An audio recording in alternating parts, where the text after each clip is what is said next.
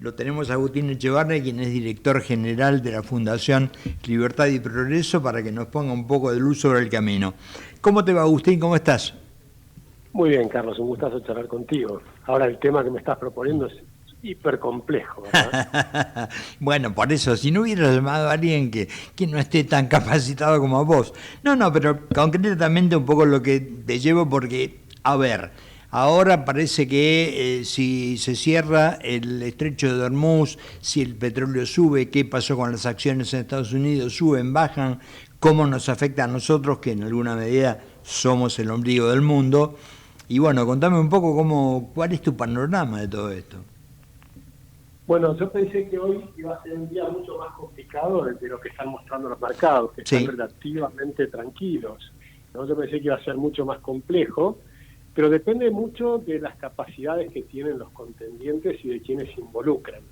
Evidentemente, Irán parece que le han dado una paliza y que no tiene mucha capacidad de represalia inmediata. Sí puede ser que en algún punto vuelvan a aparecer, como pasó incluso en Argentina, ¿no? Los atentados terroristas y demás.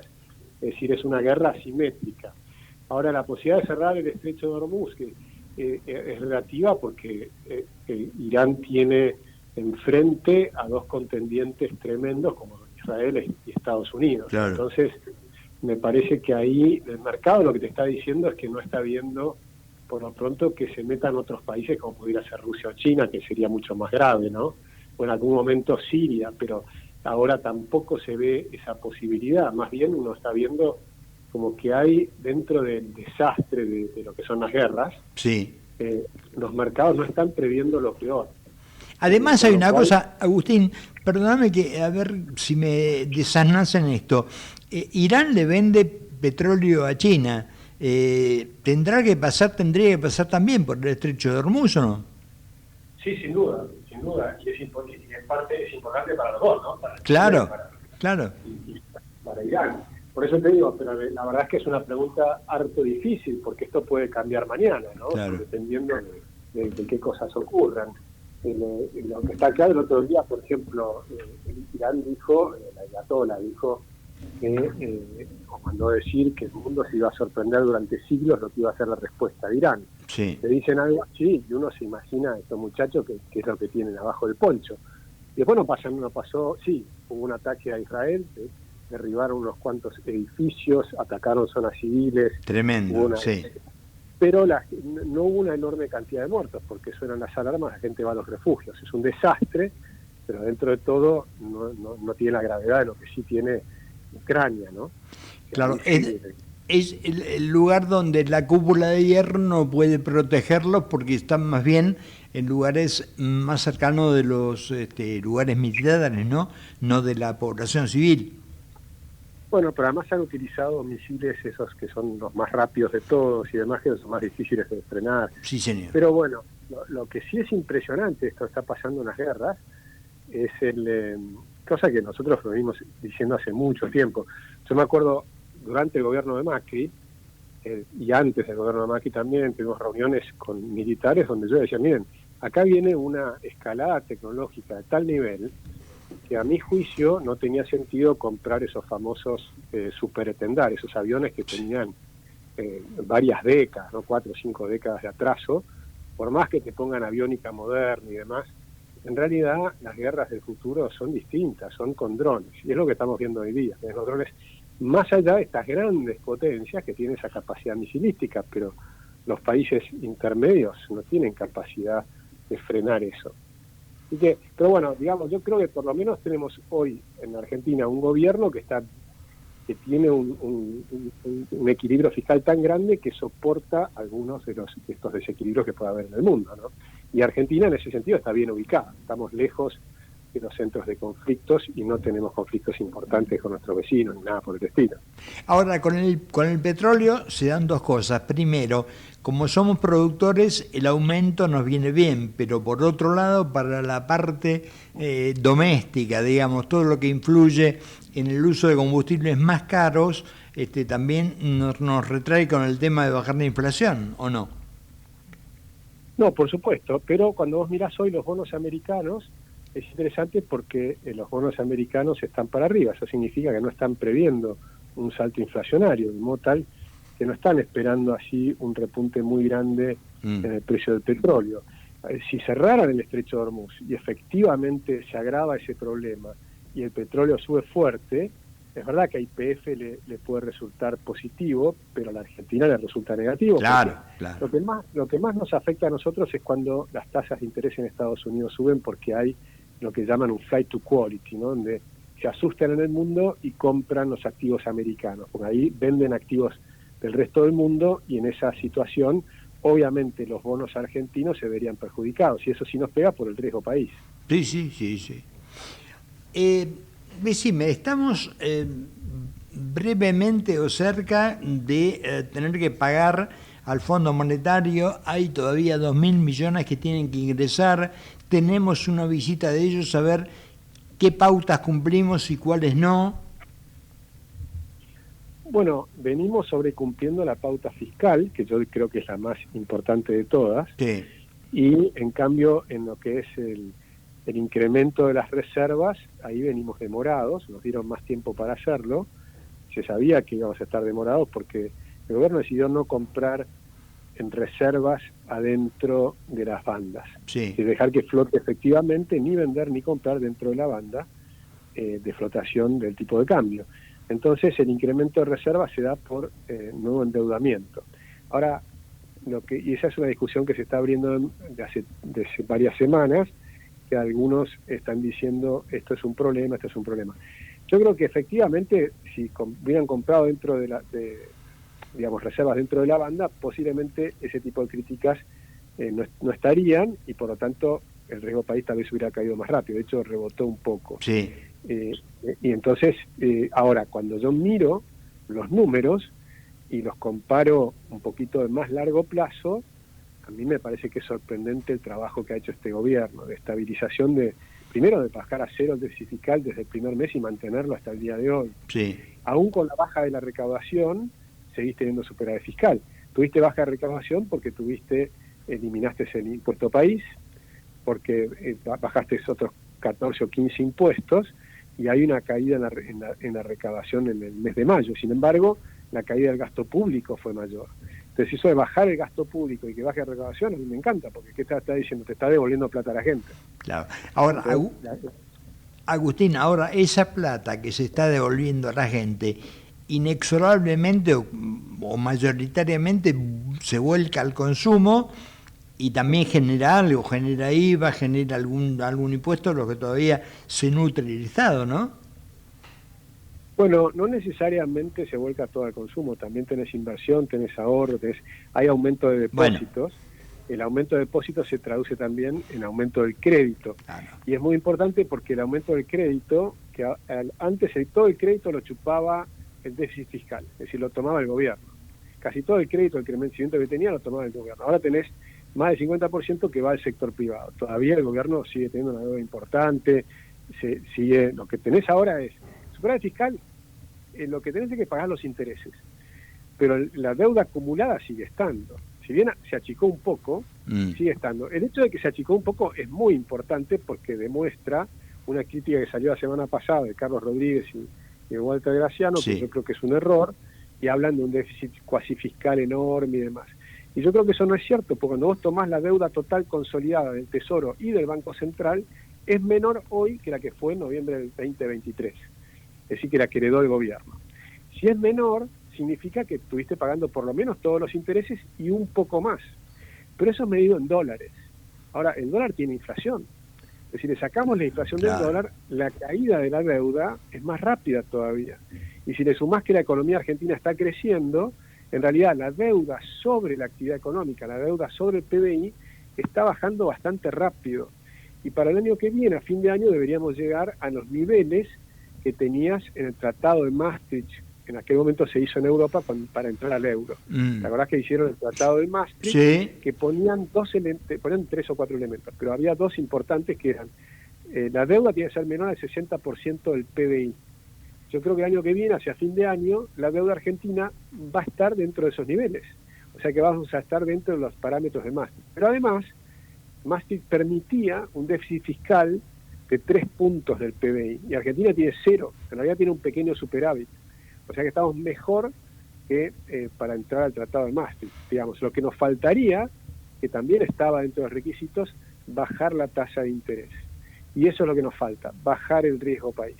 Es decir, que es un tema de confianza. ¿Cuánta confianza genera en Argentina un país que hizo 9 defaults? Un país que hace muy poco, con Néstor Kirchner y Cristina Kirchner, le ofrecieron un canje a los que nos prestaron, cada $100 que nos prestaban, les devolvimos 25 y les robamos 75. Sí. Entonces eso lo tienen en la cabeza los españoles, los japoneses, los italianos, todos los que nos prestaban plata, que eran individuos, porque los bancos son intermediarios. Sí, pero todos los que nos prestaron plata, ¿se acuerdan que les robamos el 75%? Eso no se lo pueden olvidar. Entonces este gobierno es distinto, está generando un superávit, está pagando todo, no hizo ningún default. Es decir que, por ejemplo, Menem, cuando hizo el plan de convertibilidad, fue el 4º ministro. Antes de eso tuvo una segunda hiperinflación y un plan Bonex. Un plan Bonex. Sí. Este es el primero que hace realmente un ajuste sin plan Bonex, sin confiscación de depósitos, como también hizo Duhalde. Cuando hizo la especificación asimétrica fue una enorme confiscación de depósitos. Claro, 40%. Ahora lo está logrando bajando el gasto público. Esa es la gran diferencia. Ahora hay una cosa, Agustín, si a vos te hubieran dicho, o a mí, o a cualquiera, cuando asumía Javier Milei, que esto se iba a lograr, diríamos sí, pero que esto se iba a lograr en un año y monedas, imposible. Nadie jugaba una moneda a favor de que eso ocurriera, ¿no? Y sin embargo pasó. Bueno, yo sí jugaba una moneda que eso podía ocurrir, pero la pensaba diferente. Yo pensé que eso podía ocurrir con un plan de dolarización, o sea, de bajar el gasto público y dolarizar. Y no dolarizaron, y lo lograron igual, lo cual es impresionante, ¿no? Yo pensé que era más fácil si dolarizabas, porque si dolarizabas ibas a tener una caída más rápida del riesgo país, una caída más rápida de las tasas de interés, y sobre todo lo que la deuda en pesos, que es importante, que ahora tenés una apreciación cambiaria, entonces la deuda en pesos pasa a ser más pesada que la deuda en dólares. Claro. Y tenés una tasa de interés que todavía es altísima. Sí. De haber dolarizado, las tasas serían menores y yo creo que hubiera sido más fácil. Pero es impresionante que sin hacerlo, sin haber dolarizado, lo que sí hicieron, que fue realmente notable, es la baja del gasto público, que mucha gente pensaba que eso era imposible, ¿no?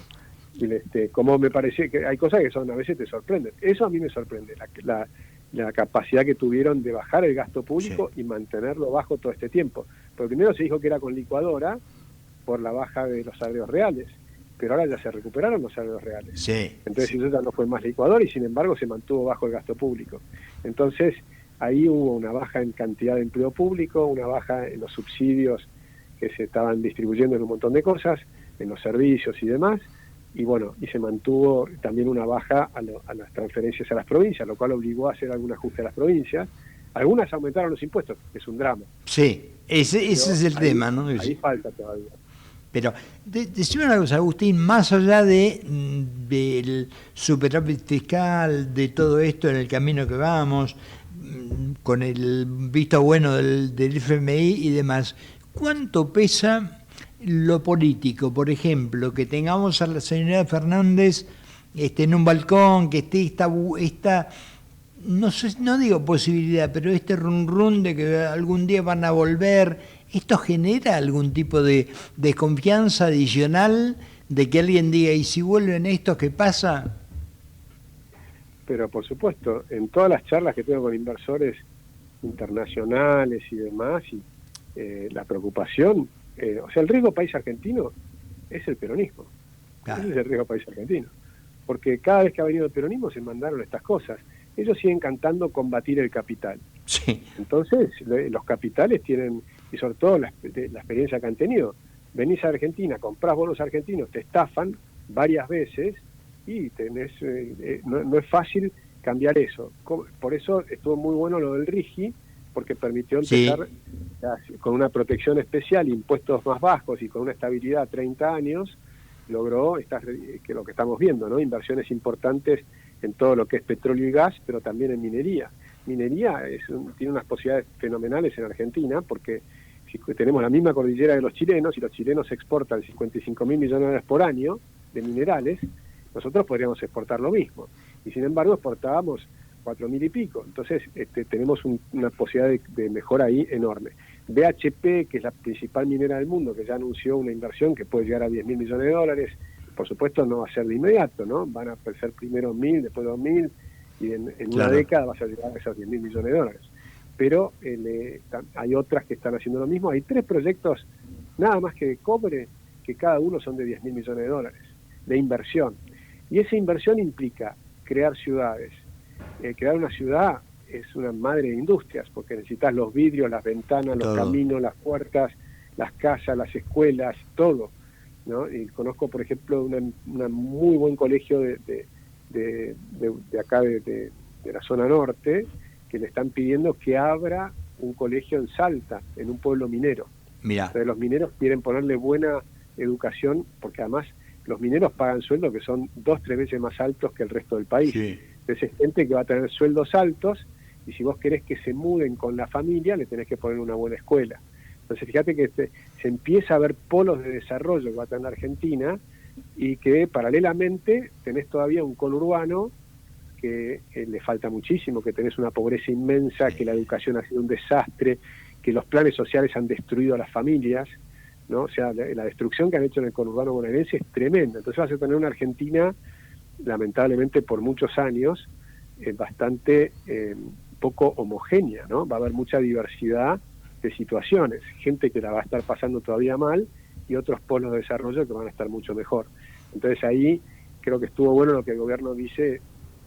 Sandra Petovelo es la única que tiene la billetera abierta para atender esas situaciones puntuales, ¿no? El capital humano. Y capital humano es la clave para desarrollar esos lugares a largo plazo, pero eso implica desde los chicos, desde primera infancia, ¿no? Claro, que en definitiva, cuando uno ve los niveles que terminan y que no tienen comprensión de texto, ni saben hacer 4 operaciones de matemáticas, a veces el futuro, si estos chicos no están medianamente preparados, te diría, tienen que estar muy preparados, pero con estos niveles, a mí me saca cuando hablan de universidades, hay que poner el foco en la escuela primaria, tienen que saber entrar a una universidad después del secundario, pero sabiendo.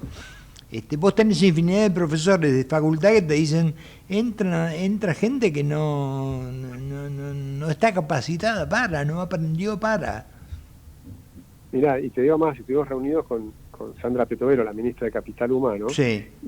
Es incluso, el problema es aún anterior a la escuela primaria. Es en la primera infancia, por eso te decía, claro. Cuando vos, los primeros 5 años de vida, antes de entrar al colegio, se desarrolla el cerebro. Pero ya está desarrollado cuando entraste a la escuela.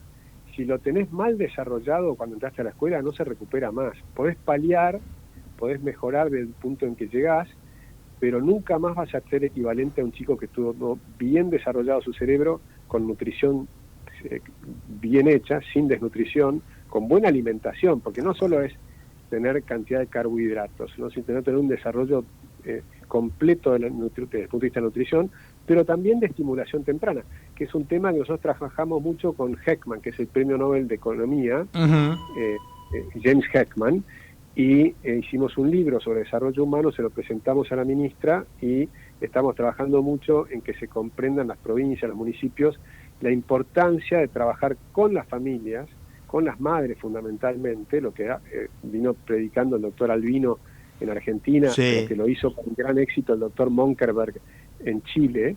En Chile bajaron a 0 la desnutrición, hicieron estimulación temprana y pasaron a ser el número 1 en educación una década más tarde, o 2 décadas más tarde. Son temas de largo plazo. Por eso muchas veces los gobiernos anteriores no le daban pelota, porque no es un tema electoral, no se va a mejorar para estas elecciones. Claro. Pero son temas que son fundamentales para la Argentina. Yo te diría, el principal problema que tiene Argentina, hoy que matamos la inflación, que ya tenemos un gobierno razonable, bueno, el principal problema que tenemos son los cerebros de los niños. Sí. Es el número 1 de los problemas de la Argentina. Capital humano. La ministra lo sabe, falta que tomen conciencia todas las provincias, y los municipios, porque los intendentes y los gobernadores son los que tienen que trabajar en ese tema. A nivel federal pueden colaborar, pueden guiar, pero son temas puntuales de cada municipio. Es decir, la gente tiene que empezar a votar distinto. Sí. Tienen que empezar a votar a la gente que realmente mejora la situación de los niños en cada lugar, de las escuelas en cada lugar. No puede haber basurales a cielo abierto en ningún lugar en Argentina. Vos no podés votar a un intendente que tiene basurales a cielo abierto. No. Eso es un indicador fenomenal.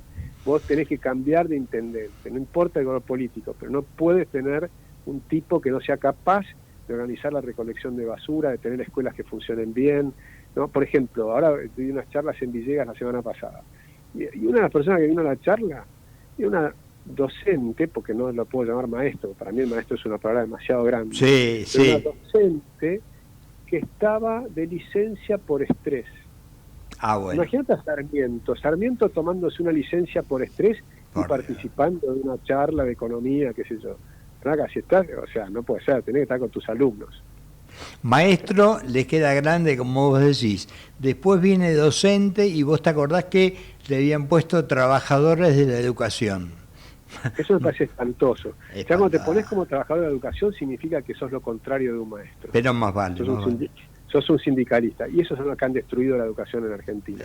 Tenemos que volver a tener maestros, que maestro, si te acordás, es una palabra que habla del alma grande. Pero ministro, en cambio, es el alma pequeña.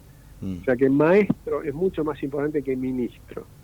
Eso es lo que tendríamos que volver a tener en Argentina, ¿no? Una idea de cultivar, entender la importancia de la educación y entender que los padres y las familias son lo más importante para la educación. Eso de delegarle al Estado que te eduquen a tus hijos ha sido nefasto. Totalmente. Nefasto. Hay que acercarse a las escuelas, hay que volver a tomar las comunidades educativas. Los padres tienen que estar cerca del colegio de sus hijos, tienen que participar de las tomas de decisiones. Yo he pasado en algunas escuelas que vos decís, tiene un lindo edificio, pero tiene una gotera y hay un charco y los chicos están jugando en el charco por la gotera. Y decís, pero muchachos, son 500 familias, ¿no hay nadie que sepa arreglar una gotera? Claro. ¿Están esperando que venga el ministro a arreglarte la gotera? Totalmente. Agustín, te agradezco mucho estos minutos, como de costumbre siempre. Charlar con vos es un gusto y aparte aprendemos y razonamos bien. Dale. Muchas gracias, un gustazo. Muchas gracias por la llamada. Te mando un abrazo grande. Hablamos con Agustín Echevarne.